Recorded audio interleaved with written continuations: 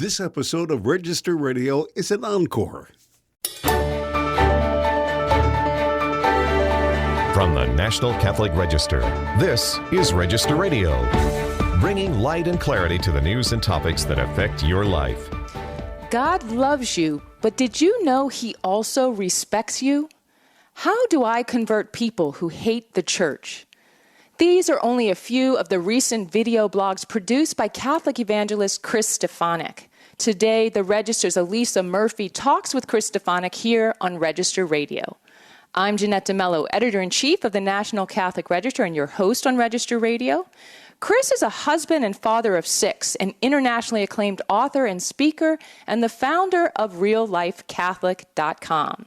He's always been a powerhouse in the area of evangelization, and I find his common sense style to be what draws others in. And also, his joy is contagious. And that's the wisdom he shares in his latest book, Living Joy, 9 Rules to Help You Rediscover and Live Joy Every Day. Elisa Murphy, the Register's digital assets manager, recently spoke to Chris Stefanick about his new book. Let's listen in.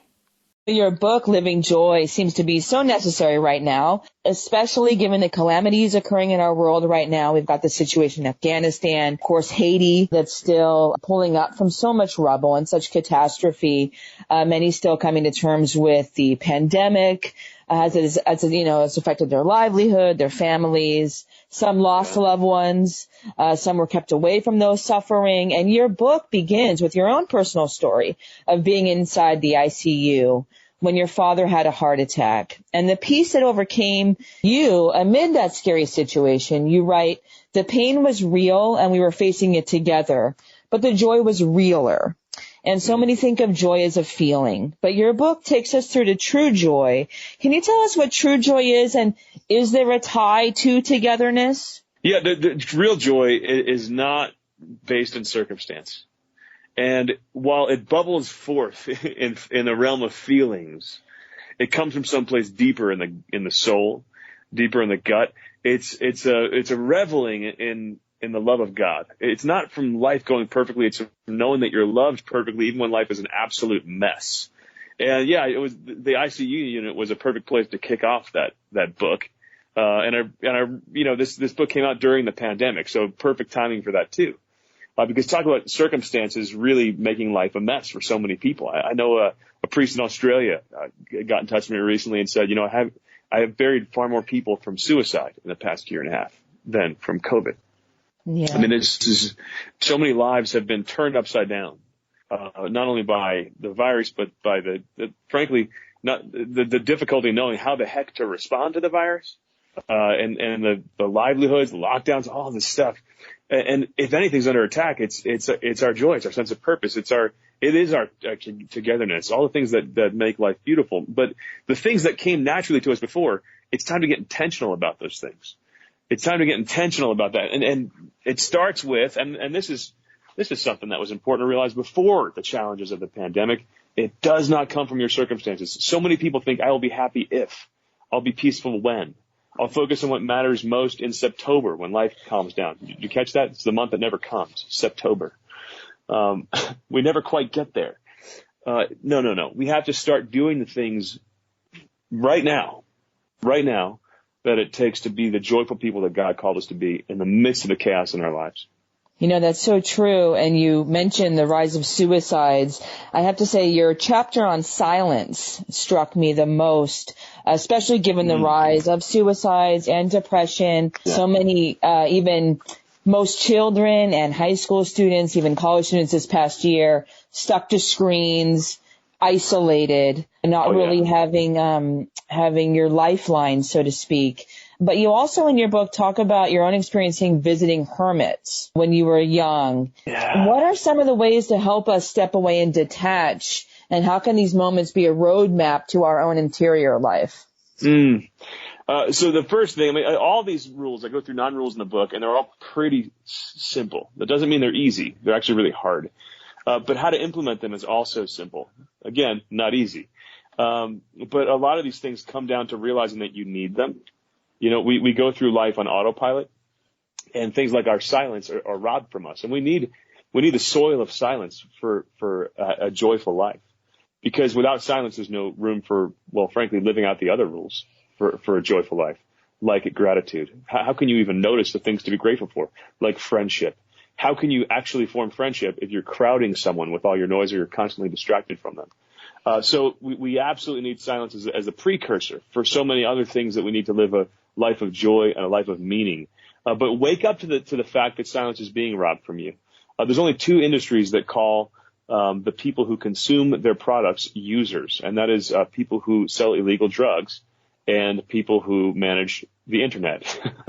You are a user. And the thing that these companies that manage social media, everything, that they sell, the commodity, they're not just serving the audience that comes to their platforms. No, you're not a customer, you're a user. And the thing that they sell is you. They sell your attention. And they want to keep without any regard for your happiness, for your joy, for your peace of mind. They want to keep your attention locked in so they can serve it up and sell it to advertising agencies. That's how they make money. That's the funding model. And they are better at commanding your attention than you are. So many people are unaware of this. So many young people are unaware of this. And that which was supposed to keep us more connected with the world and with one another is absolutely separating us from the world around us, separating us from one another. And all the studies done about iGen, Generation Z, the youngest crop of young people right now who are just going into college, they're showing increased anxiety, increased depression, increased loneliness. And this is not just as a result of COVID. They're showing the direct relation of all these things increasing, all these mental health issues increasing, along with the generation that was raised with an iPhone in their hands at all times. There's a causal relationship of your attentiveness being stolen from you, of silence being plucked out of your soul, with all these other issues, and with being robbed of happiness. So we absolutely have to be aware that battle's happening, and start engaging it intentionally, and placing strict limits on our own, even adults, not just for your kids, parents, but for you. When do you put your phone down? When do you say, I'm getting off of Amazon, I'm getting off of Twitter, I'm getting off the news feed? What are the limits of technology in your life? You have to commit to these things. You have to communicate them to people around you. You have to stick to it. Exactly. I completely agree with you. I was raised in a household where there was a timer on top of the TV, and you were only allocated 30 minutes, but now it's these devices, things in your pockets that can literally consume you. And it does seem in a way that the digital world could be one of the biggest causes of this feeling of being devoid of joy, that there is something missing. And, you also point in your book, speaking of joy, that, we have to have fun. And it seems it seems like it should be simple these days, but as you're saying, it is somewhat unattainable for so many. You remind us of the quote from G.K. Chesterton, angels can fly because they take themselves lightly.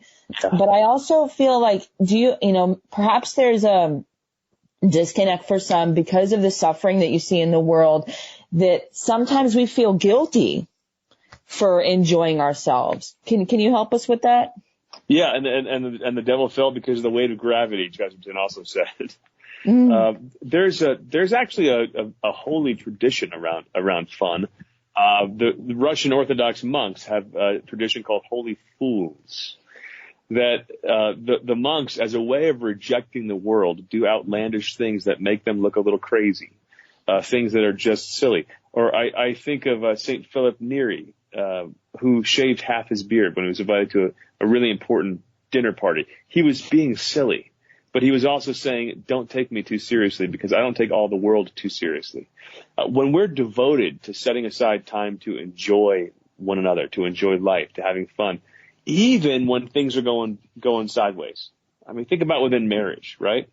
There's been intense issues me and my wife have had to work through in the course of our 25 years of marriage so far.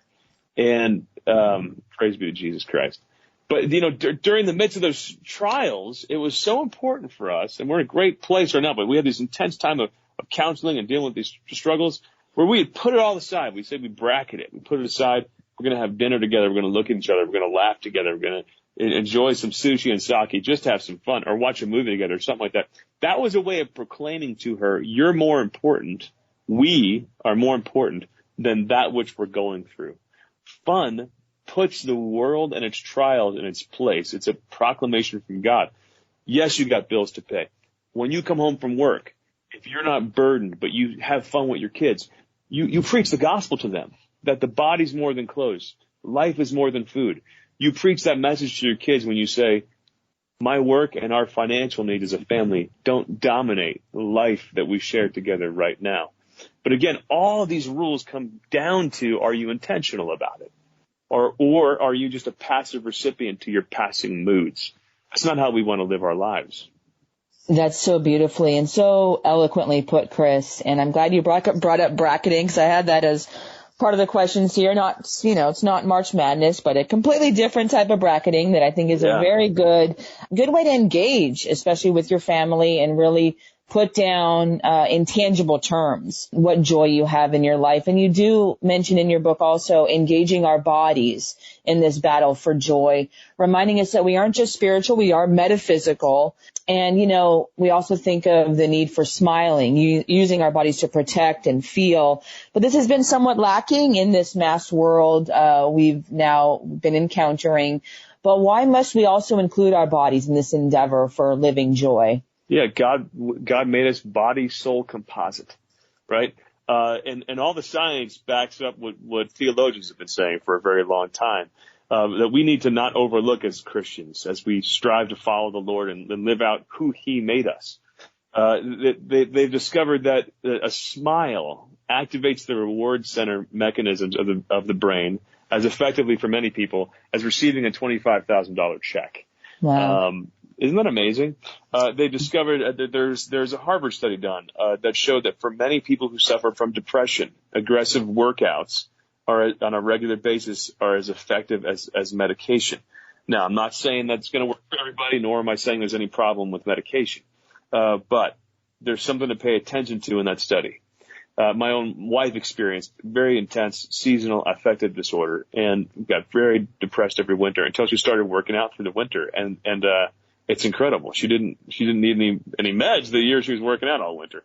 And her mood just was powerful. I mean, just this, but this is who God made us. Body, soul, composite. It even comes down to the way you sit and stand. If you sit hunched over, or stand in a posture that's unconfident, it actually has an impact on the levels of your stress hormones, of cortisol in your body, of testosterone. If you sit with your arms, behind your head, leaning back like you're not afraid of the world, it actually increases testosterone, decreases stress hormones. All these things are connected because this is who we are. So overlook the physical.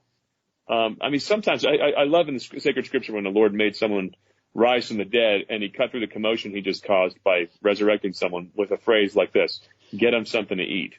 Right? There's sometimes we over spiritualize our problems that we're having, and the Lord is just saying, hey, you need a nap, a good workout, and a sandwich. Let's talk. and there is this full call, as you're saying, to intentional sitting. Everything you're doing has an intention and a purpose.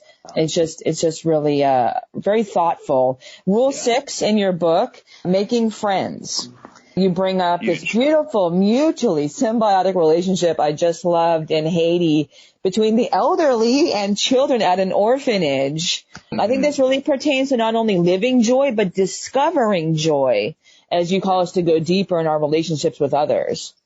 Yeah, our mission at Real Life Catholic is primarily just word evangelization, but there's a part of our mission where we tithe to a mission in Haiti that I go to, that one of my we work with dear friends over there from Haiti 180.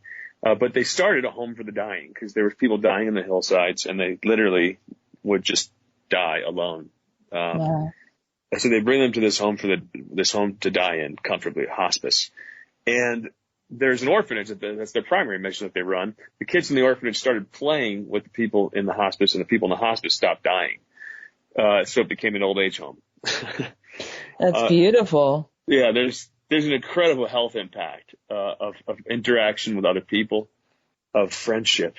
Wow, this is one of the things that the way that we've handled COVID has been so difficult for people. Even if someone has had it or is vaccinated, they're frequently not allowed to visit their loved ones who are suffering in an ICU. And I don't know all the scientific reasons behind that, but I do know that the cost of that safety precaution is so massive.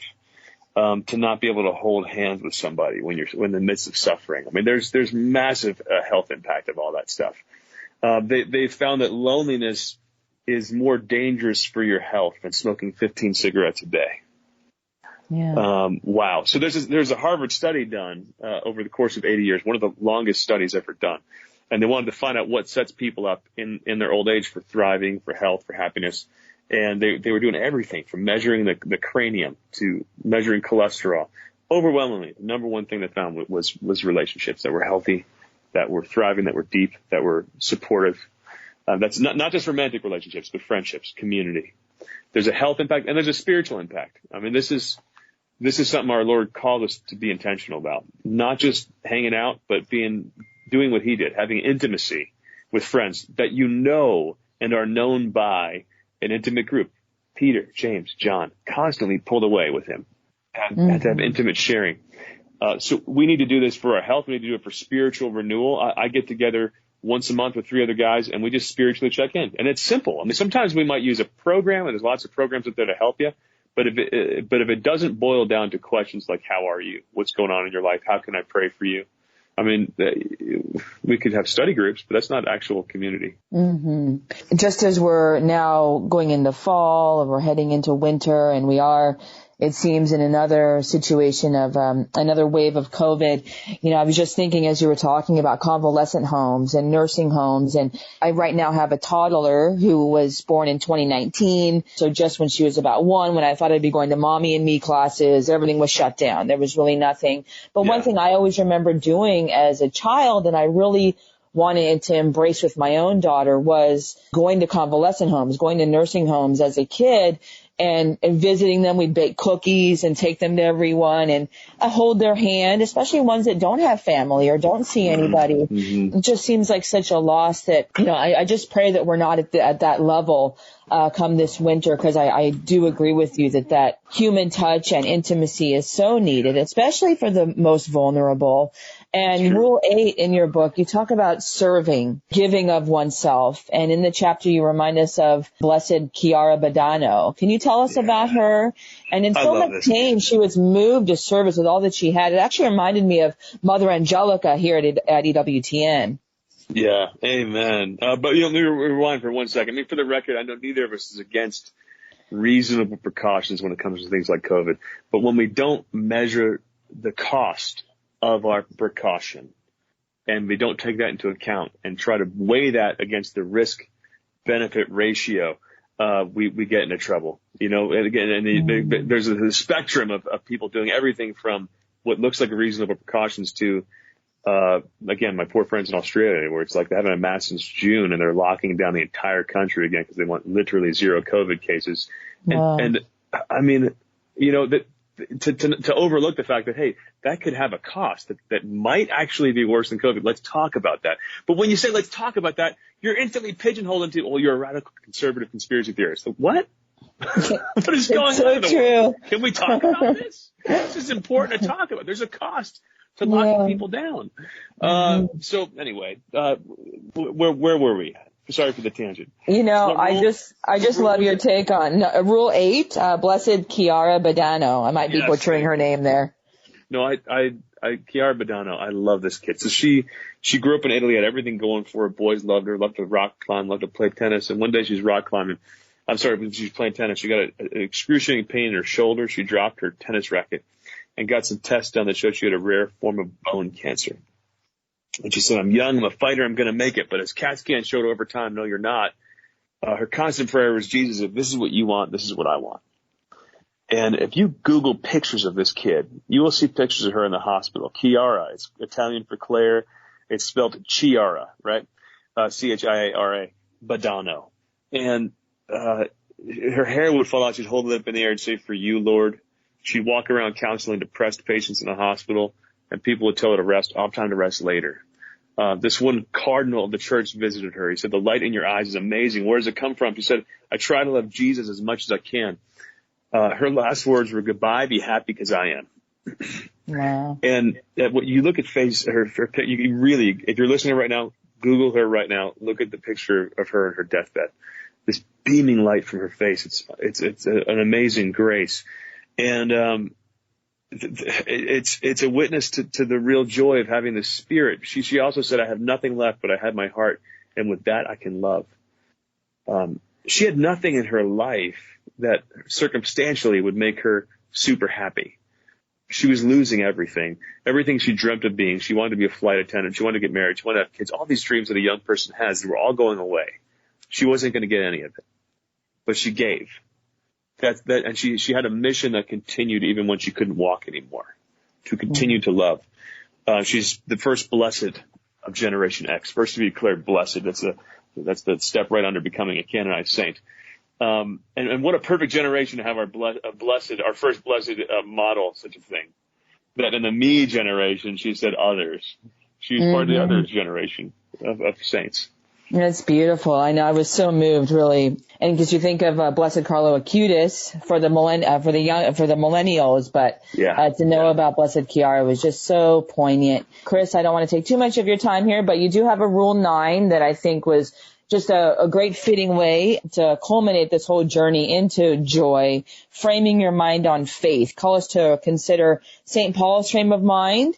He was able to find joy in a prison cell awaiting execution. As a convert, I'll have to say, I find Catholicism offers so many ways to frame your mind on faith with daily mass, the sacraments, celebrating saints. And this year in particular, we have a saint for every day in this year of St. Joseph. I know you've been working on a very exciting project along with Dr. Scott Hahn, Chris Everett, and others. Can you tell us how we can best frame our mind on faith by looking at the terror of demons, St. Joseph? Yes, yeah. So if you have, you mentioned a great project. It's on reallifecatholic.com. It's a program on St. Joseph that we released. Father Don Calloway's in it too. And just meditating on the saints to help us enter daily life as he did. You see, the way he lived a daily life wasn't segmented. He didn't have here's my work life and then here's my prayer life. He worked with Jesus. He woke up in the morning. He rolled over. Whose face was there? The Blessed Mother. This was how he lived his life. There was an immersion in the stuff of God. And this is what Catholicism is supposed to do for us. You mentioned, here's a serious advantage we have as Catholics. We have the smells, the bells, the incense, the icons hanging in our house, the rosary, all these different practices, obviously Mass and the liturgy. All these things draw us in, not just to adding holy to-dos to our already busy lives, but to help us see all of life differently. St. Paul wrote from prison. You want to talk about circumstances that'll drag you down? He wrote, set your mind on things above, not on things of earth. The Catholic faith makes it easy for us to do what St. Joseph did, to roll over, to see the Blessed Mother, to see Jesus. And right when you get up in the morning. And that's not just something we do on the side in a segmented way. This is supposed to be how we see all of life. And this makes life amazing. It makes life awesome. I mean, this is also what sets my book and the stuff we talk about with Living Joy totally aside from secular self-help. Mm-hmm. The world is constantly telling people to have positivity, have a great attitude, believe in yourself, love yourself. But they don't have the right framework for how to see life. And that's why their advice is falling on deaf ears.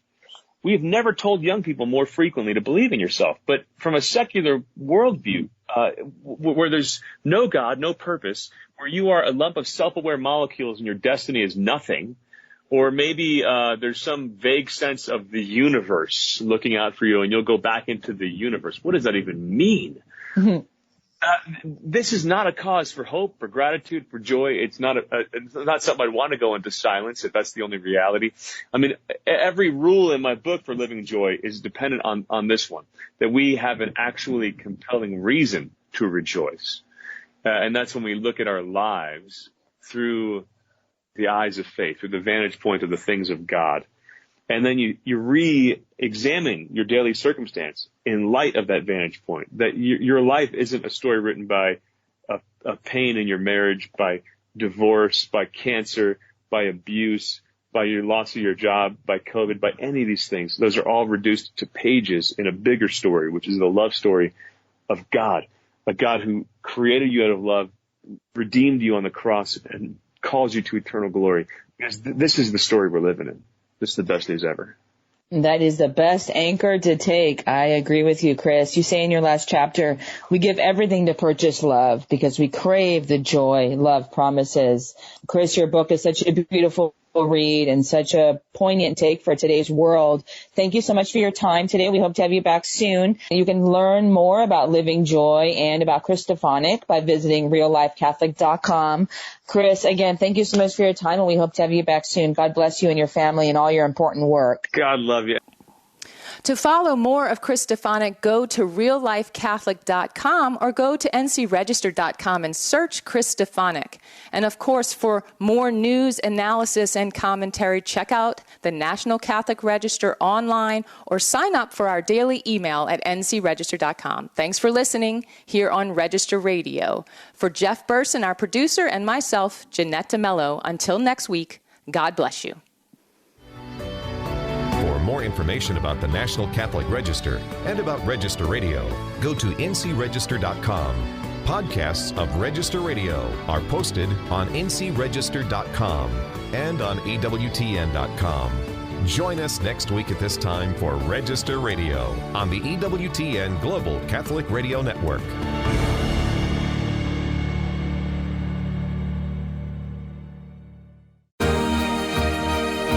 The Easter season is 7 weeks. And whether you have traditions to help you live this season to the fullest, or if you're seeking new ones, EWTN's award-winning National Catholic Register is here for you. Inform your mind and inspire your heart so you can better live out your faith each day. Save half off your subscription today. Get the National Catholic Register delivered to your home, office, or parish. Gain a deeper understanding of God's love and providence by reading the Register. To get 50% off your subscription, order online at ncregister.com/radio or call 800-421-3230 and mention code RADIO. The National Catholic Register. Read faithfully. Call or click today to save half off.